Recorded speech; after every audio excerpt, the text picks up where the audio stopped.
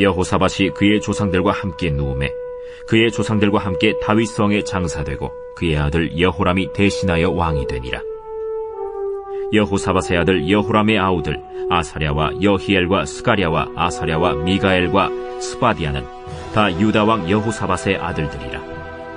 그의 아버지가 그들에게는 은금과 보물과 유다 견고한 성읍들을 선물로 후히 주었고, 여호람은 장자이므로 왕위를 주었더니 여호람이 그의 아버지의 왕국을 다스리게 되어 세력을 얻은 후에 그의 모든 아우들과 이스라엘 방백들 중 몇 사람을 칼로 죽였더라. 여호람이 왕위에 오를 때 나이가 32세라 예루살렘에서 8년 동안 다스리니라. 그가 이스라엘 왕들의 길로 행하여 아합의 집과 같이 하였으니 이는 아합의 딸이 그의 아내가 되었습니다. 그가 여호와 보시기에 악을 행하였으나 여호와께서 다윗의 집을 멸하기를 즐겨하지 아니하셨음은 이전에 다윗과 더불어 언약을 세우시고 또 다윗과 그의 자손에게 항상 등불을 주겠다고 말씀하셨음이더라. 여호람 때에 에돔이 배반하여 유다의 지배하에서 벗어나 자기 위에 왕을 세우므로 여호람이 지휘관들과 모든 병거를 거느리고 출정하였더니 밤에 일어나서 자기를 애워싼 에돔 사람과 그 병거의 지휘관들을 쳤더라. 이와 같이 에돔이 배반하여 유다의 지배하에서 벗어났더니 오늘까지 그러하였으며, 그때 림나도 배반하여 여호람의 지배하에서 벗어났으니 이는 그가 그의 조상들의 하나님 여호와를 버렸음이더라. 지금 제가 나누는 이야기는 예전에 나눴던 이야기인데요. 오늘 주제에 맞춰서 한 번 더 나눠보면 좋을 것 같습니다. 한 목사님이 계셨는데 이분이 생후 8개월 때 소아마비를 심하게 앓았어요. 그리고 결국에는 일평생 다리를 절어야 되는 장애우가 되셨습니다. 그런데 이게 이분 마음에는 굉장히 큰 상처가 된 거예요. 왜 안 그러겠습니까? 그래서 가졌던 생각이 내가 이 아픈 다리로 살아내려면 강해야 된다는 생각도 많이 했고, 특별히 그 마음에 원망이라는 감정이 그렇게 쌓였다는 거죠. 그러면 이게 누구를 향한 원망이냐? 이분이 중학교 2학년 때 이 장애우들이 모여서 강연을 듣는데 그 강연에서 종이 하나를 나눠주더래요. 아마도 이게 심리치료 같은데. 그래서 그 종이를 보니까 질문이 하나 있는데 질문이 이거였어요.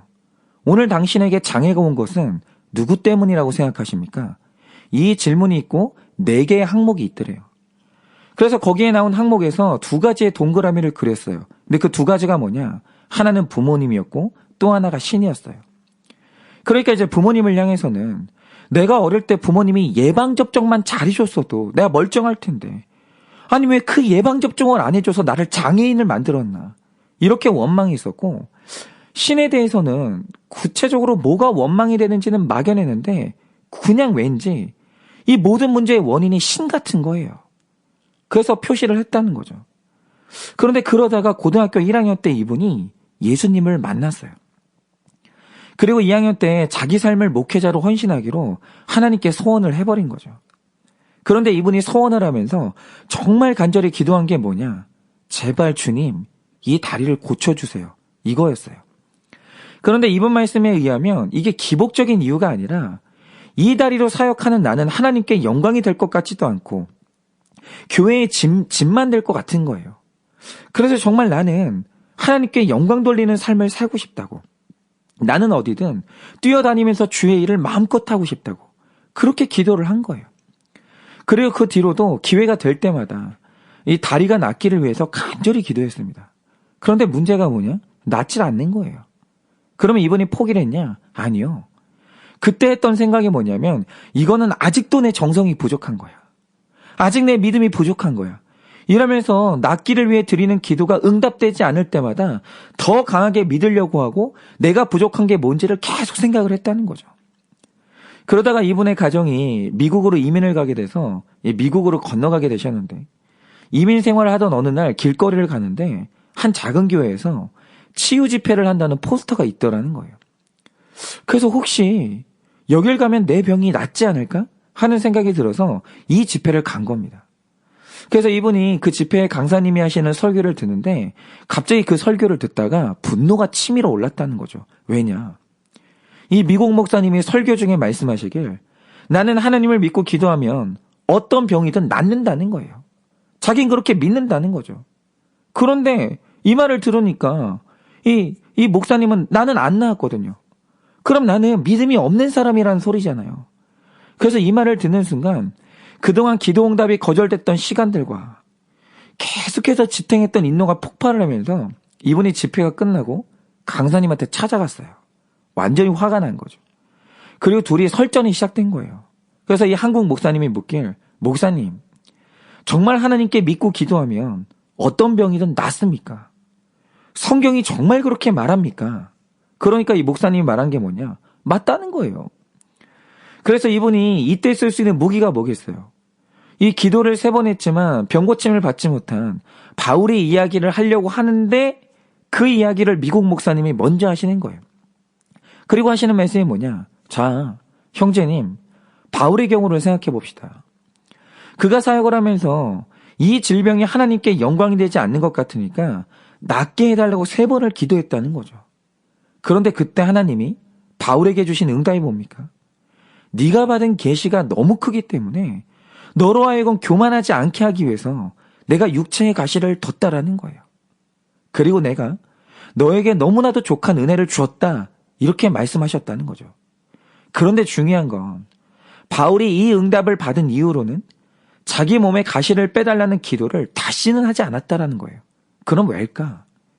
기도의 응답을 받던 날 바울은 이 가시가 내 사역을 막는 장애가 아니라 내 사역을 온전하게 하는 하나님의 선물인 걸 깨달은 거예요. 자, 그런데 중요한 것은 여기인데요. 이날 기도 응답을 통해서 바울은 낫는 게 아니라 변화되고 해석됐어요. 그러면 하나 여쭤볼게요. 응답받고 변한 바울은 변하기 이전의 바울처럼 질병 때문에 좌절을 했을까요? 그리고 이 질병이 변한 바울에게 열등감을 줄 수 있었을까요? 그리고 변화받은 바울이 이 질병 때문에 사역의 한계를 느꼈을까요? 답은 아니라는 거예요. 변화받고 해석된 바울에게 질병은 더 이상 사역의 걸림돌도 아니었고 열등감을 줄 수도 없었어요. 오히려 변화된 바울에게 질병은 계속되는 겸손과 은혜의 통로가 됐다라는 거죠. 오히려 그 가시가 바울을 완성시켰어요. 그러면 생각을 해보세요. 이제 변화된 바울에게 이 병은 어떤 영향도 미치지 못해요. 꿈쩍도 못하게 만드는 거죠. 그럼 하나 여쭤볼게요. 이 병이 나은 거예요? 안 나은 거예요? 여러분, 하나님은 이 병을요, 뿌리부터 근본적으로 고쳐주신 거예요. 그런데 생각을 해보세요. 제가 실제로 어떤 사람을 봤냐면 이 사람이 열등감이 있는데 좋은 차를 타지 않으면 기가 죽어서 견딜 수가 없는 거예요. 그래서 결국에는 자기 형편에 맞지도 않는 너무 비싼 차를 샀어요. 그래서 분명히 우리 집에 차가 변했어요. 그런데 문제가 뭐냐? 차는 변했는데 내 열등감이 변하지 않는 거예요. 해석이 안 되는 거죠. 그러면 내가 아니라 자동차만 변할 때 내 열등감은 치유가 될까요? 아니요. 시간이 지나면 내 차는 또 헌차가 되고 계속 좋은 차가 나오거든요. 그래서 그때마다 이 사람은 차를 계속 사는 바람에 차가 11대가 됐대요. 여러분 잘 들으세요. 환경이 변하고 내가 가진 것이 변한다고 내가 변하는 게 아니에요. 여러분 반대로 내가 변해야 자동차 중독이 끊어지는 겁니다. 그런데 이 한국 목사님은요. 이날 처음으로 병이 낫는다. 내가 치유된다는 것의 진짜 의미를 깨달은 거예요. 그리고 고백한 게 뭐냐. 그날 이 질병 때문에 기가 죽고 열등감을 느끼던 내가 완전히 변화됐고 진짜로 이 병이 나았다는 거예요. 다리를 온전히 쓰게 됐다라는 게 아니에요. 이 질병을 바라보는 내 생각이 완전히 바뀌었다는 거죠. 여러분 이런 관점에서 오늘 여호람을 한번 보자 이거죠. 오늘 말씀을 보면서 여러분이 좀 헷갈릴 수도 있는데요. 이게 재미있게도 북쪽의 왕인 아합의 아들 이름이 여호람이었어요. 그런데 남쪽 왕인 여호사밧의 아들 이름도 여호람이에요. 그런데 여러분 이름은 똑같았거든요. 그런데 남유다가 걸었던 길과 북이스라엘이 걸었던 길이 완전히 달랐습니다. 유대민족이 남과 북으로 갈라질 때 북이스라엘은 여로보암을 따라서 우상숭배의 길을 걸으면서 자력으로 회복이 불가능한 상태로 완전히 망가졌습니다. 반면에 남유다는 이 다윗의 길을 걸으면서 그래도 좀 선하고 거룩한 길을 걸었어요. 그러니까 사실 남유다의 왕들과 북이스라엘의 왕들은 다른 길을 걷는 사람들이고 함께 손을 잡을 수가 없는 사람들이에요. 운명이 달라요. 그런데 이상한 사실이 뭐냐? 남유다의 여호람 왕이요, 북이스라엘의 악한 왕 아합의 딸 아달랴와 불신 결혼하고 사돈을 맺었다라는 거예요. 그리고 이후로도 남유다 왕들은 자꾸 북이스라엘 왕과 사돈을 맺으려고 시도를 해요. 그러면 그 이유가 뭐냐라는 거죠. 그러니까 여기에 반전이 좀 있는데요. 자, 이 북이스라엘은 말하자면 이 불신 가문이고 남유다는 믿는 가문이에요. 그런데 안 믿는 가문과 믿는 가문 둘 중에 경제적으로 더 잘 살았던 집이 어느 집이었을까요? 놀랍게도 불신 가문인 북이스라엘이 훨씬 더 부자였어요. 북이스라엘은 10지파가 연합해서 만든 나라고 남유다는 겨우 한 지파의 나라이기 때문에 북쪽이 남쪽보다 5배에서 10배 정도는 큰 나라였어요.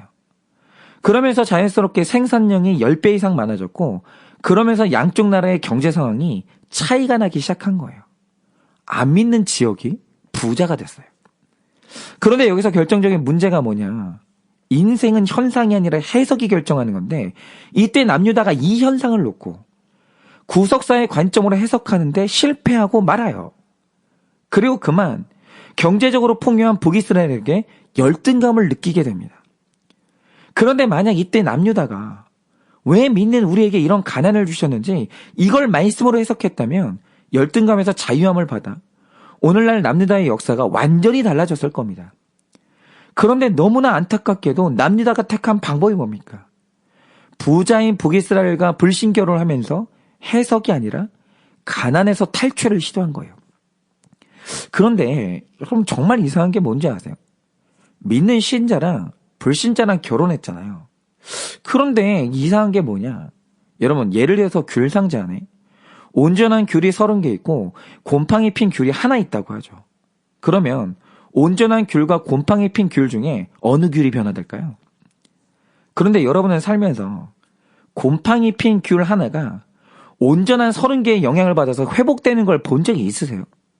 여러분 저는요 그런 경우를 본 적이 없어요. 제가 늘 봤던 게 뭐냐, 온전한 게 아무리 많고 곰팡이를 핀 게 단 한 개라도 언제나 변질되는 것은 온전한 것들인 거예요. 여러분 곰팡이 핀 귤 하나 때문에 온전한 귤 30개가 다 썩어버립니다. 여러분 바로 이게 죽은 것의 두려움이에요. 어떤 경우에도 산 것은 죽은 것에게 영향을 미칠 수 없어요. 여러분 살아있는 사람들 사이에 죽은 사람이 껴있는다고 살아나지 않아요. 그런데 이상한 게 뭐냐, 죽은 것들은요 산 것들에게 영향을 줄 수 있어요. 근데 이게 불신결혼이에요. 여러분 정말 제가 말씀드린 것처럼 존재적인 영성과 사역적 영성이 확실한 사람이 아닐 때 불신결혼을 하면 누가 누구의 영향을 받는지 아십니까? 죽어있는 불신자가 살아있는 신자의 영향을 받아서 살아나는 게 아니에요.